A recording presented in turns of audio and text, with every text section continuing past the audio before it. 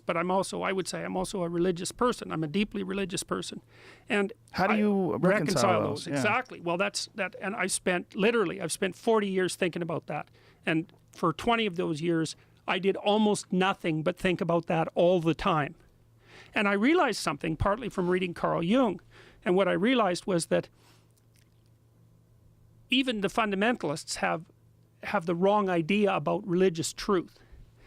Religious truth is not scientific truth. Like the stories in Genesis, which are very old stories, maybe tens of thousands of years old. They're obviously not scientific theories because the people who wrote them weren't scientists. We didn't have science until about 500 years ago.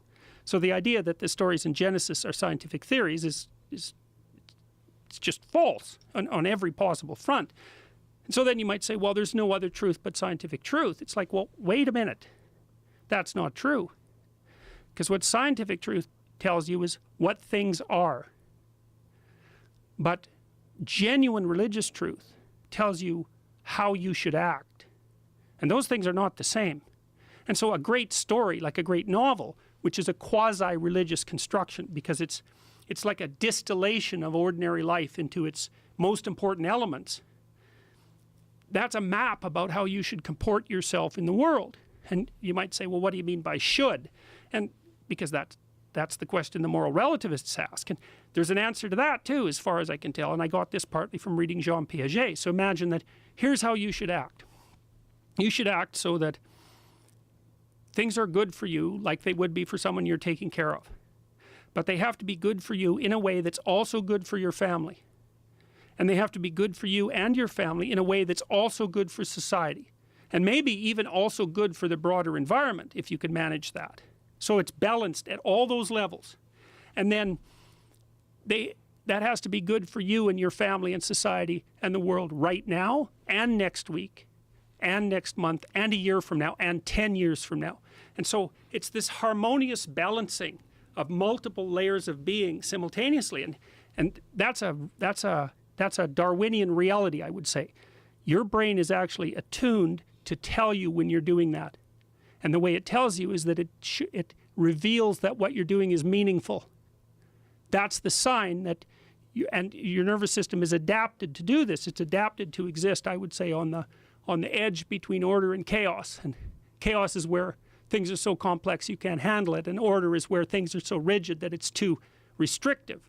In between that, there's a place that's meaningful, where you're partly stabilized and partly curious, and you're operating in a manner that increases your scope of knowledge. So you're inquiring and growing, and at the same time you're stabilizing and renewing you, your family, society, nature, now, next week, next month, and next year.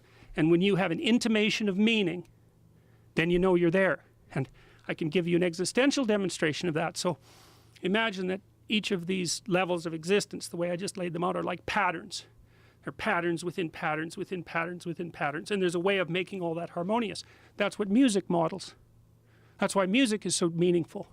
You know, you take a beautiful orchestral composition, and all the instruments are doing different things at different levels, but they all flow together harmoniously, and you're right in the middle of that as a listener, and it fills you with a sense of, it's almost like a sense of religious awe, even if you're a punk rock nihilist, you know.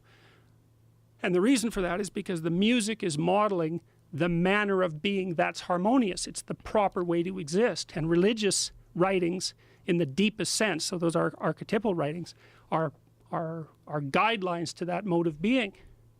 So they're not true like scientific truth is true. I think of them as they're hyper true or meta true. It's like we take the most true things about your life, and then we take the most true things about 10 other people's lives, and we amalgamate them into a single figure, and that would be like a literary hero. And then we take 1,000 literary heroes, and we extract out from each of them what makes the most heroic person. That's a religious deity. That's what Christ is. He's a meta hero, and that sits at the bottom of Western civilization. And his archetypal mode of being is true speech. That's the fundamental idea of Western civilization, and it's right. Now, when you say